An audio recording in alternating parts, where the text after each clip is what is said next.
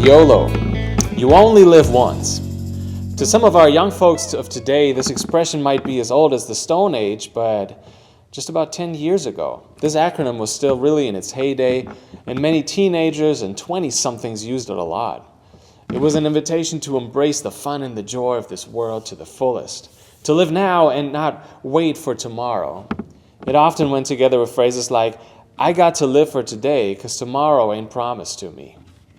It became a motto, or became the motto, of many.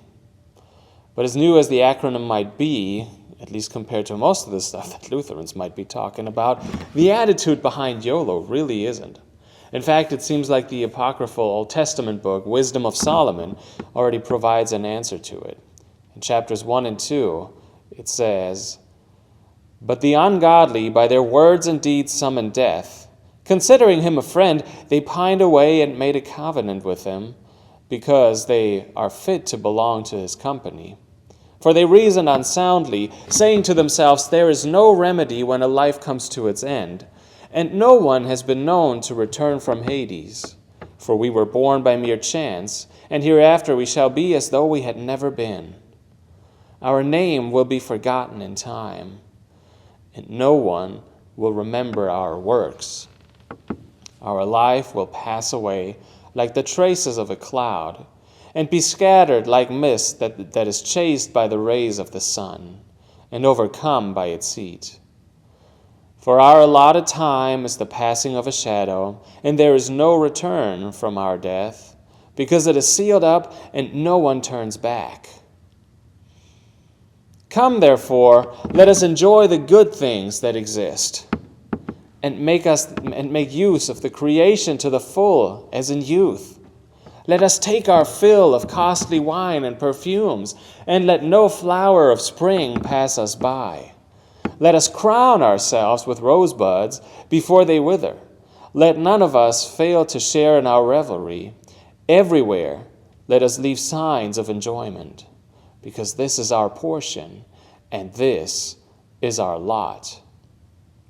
There is a certain short-sightedness to all these expressions and what they really stand for. If we choose to live life to the fullest today without thinking about tomorrow, we guarantee that we really won't have a tomorrow. But if we spend our time wisely today, if we choose to take action for a better future, our tomorrow will look a lot better. But what kind of tomorrow are we preparing for exactly? It is said that actions speak louder than words. What we do and what we're willing to spend our money on, for example, more so than our words, more so than even our conscious thoughts, reveals what we really value at the end of the day. So if you were to hold inventory of what you purchased and of what you spent the last week or month doing, what would it say? And what does that say about you? Maybe it doesn't say, no one has been known to return from Hades. Come, therefore, let us enjoy the good things that exist now and make use of the creation to the full now. But might it maybe say, come, let us enjoy the good things that exist before we die and make use of the creation to the full until we die? Friends, in this Easter season and in the life of a Christian really, it's not all about enjoying the fleeting pleasures of life, but it's all about the resurrection.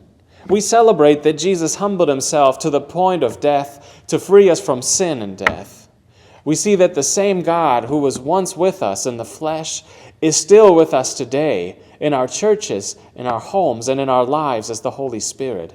And we know that no matter how much things might be falling apart around us, no matter how much common sense and public courtesy seem to get lost in our everyday lives, no matter how much church attendance might drop, no matter how much our relationship to Russia cools down, even below Cold War temperatures, and no matter how much hotter our summers get every year, at the end of history stands new life in Jesus Christ for all the baptized believers.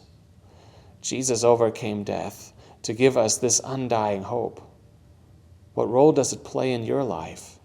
Where does the resurrection joy rank in your action and money inventory today? May the joy of Easter, the joy of resurrection and new life, overcome you these days, and may not only your mouth, but also your actions proclaim that Christ is risen. He is risen indeed.